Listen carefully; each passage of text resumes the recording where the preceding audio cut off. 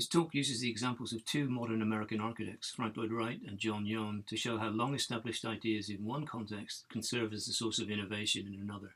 It shows how these designers translated two-dimensional devices found in traditional Far Eastern art into modern architectural space, in the process giving them new meaning.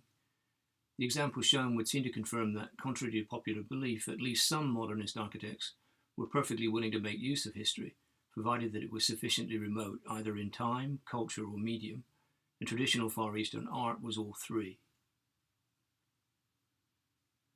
These are the two figures who were central to Frank Lloyd Wright's initial interest in Japanese art: his first employer and the cousin of Joseph Silsby, Ernest Fenollosa, the leading expert on Japanese art in the late 19th century. Fenollosa's ideas were centered on the notion of the organic whole and were published in 1899 by his assistant at the Boston Museum of Fine Arts, Arthur Wesley Dow.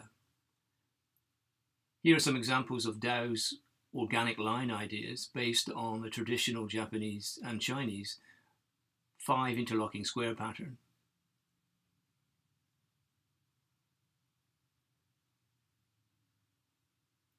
Here's the same 5 interlocking square pattern used by Frank Lloyd Wright as organic decoration in the William Storer House.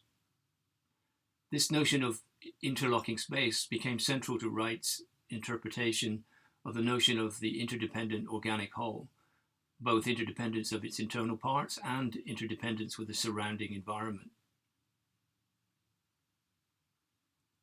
This notion of interlock was also evident in Katsushika Hokusai's work, showing how organic forms could be made by simple geometric forms interlocking. Wright used the same ideas in his own organic decoration and plans.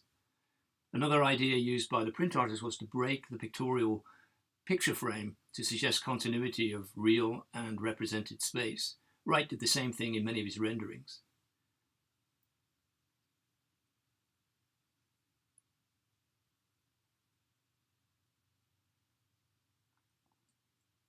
This idea moved from prints to renderings to Wright's plans, which he deliberately broke the plan or the architectural frame to suggest continuity between the architectural organism and its surrounding environment.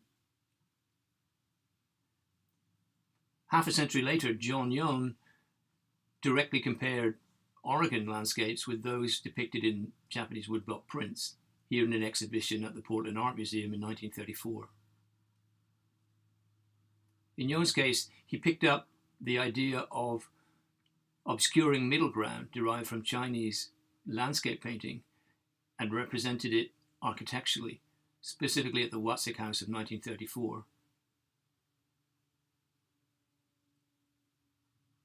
Here, Mount Hood, 50 miles away, appears to be much closer because of the obscuring of the middle ground.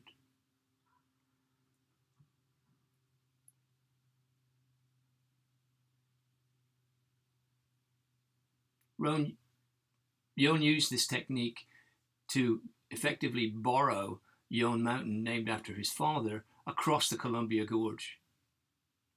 Here, Multnomah Falls, another Oregon landmark, is borrowed from the Washington side of the gorge. Frank Lloyd Wright and John Young both appear to have translated two-dimensional devices found in Far Eastern art into architectural space.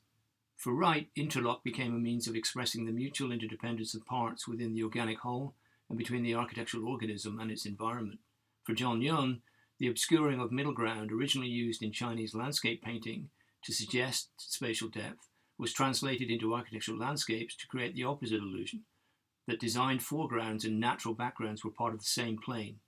At a time when cultural exchange is being questioned, these examples are a reminder that changes of context can be an important source of creative inspiration.